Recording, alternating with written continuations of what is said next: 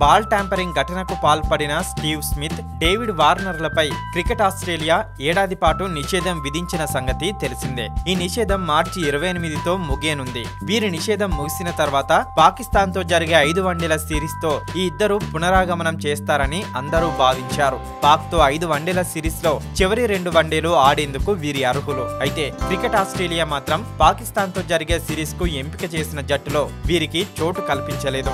మార్చి 22న ప్రారంభమయ్యే ఈ సిరీస్ కు ప్రస్తుతం భారత్ తో ఆడుతున్న ఆసీస్ జట్టునే క్రికెట్ ఆస్ట్రేలియా ప్రకటించడం విశేషం. స్టార్ పేసర్ మిచెల్ స్టార్క్ కు ఈ సిరీస్ లో చోటు దక్కలేదు. అయితే స్టీవ్ స్మిత్, డేవిడ్ వార్నర్లు గాయాల నుంచి కోలుకోవడంపై దృష్టి పెట్టారని, వారి పునరాగమనానికి ఇండియన్ ప్రీమియర్ లీగ్ సరైనదిగా భావిస్తున్నారని ఆ జట్టు సెలక్షన్ చైర్మన్ ట్రెవర్ హన్స్ తెలిపారు. ఐపీఎల్ ను ప్రపంచ దిగ్గజాలు పాల్గొనే ఓ అత్యుత్తమమైన టోర్నీగా అభివర్ణించారు. ఐపీఎల్ లో David Warner Sunrisers Hyderabad తరపున ఆడుతుండగా, స్టీవ్ స్మిత్ రాజస్థాన్ రాయల్స్ జట్టుకు ఆడుతున్నాడు. వరల్డ్ కప్, యాషెస్ సిరీస్ ను దృష్టిలో ఉంచుకొని వారి ఆటను పరిశీలిస్తున్నామని ట్రెవర్ హన్స్ తెలిపారు. వరల్డ్ కప్ లో తలపడే ఆస్ట్రేలియా జట్టును ఏప్రిల్ 23న ప్రకటించనున్నట్లు ఆయన తెలిపాడు. 5 వన్డేల సిరీస్ లో తొలి వన్డే మార్చి 22న షార్జా వేదికగా జరగనుంది. కాగా ప్రస్తుతం ఆరోన్ ఫించ్ నాయకత్వంలోని ఆస్ట్రేలియా జట్టు అద్భుత ప్రదర్శన చేస్తోందని ట్రెవర్ హన్స్ కొనియాడాడు. 2 టీ20ల సిరీస్ ను కైవసం చేసుకుని మంచి శుభారంభం ఇచ్చారని,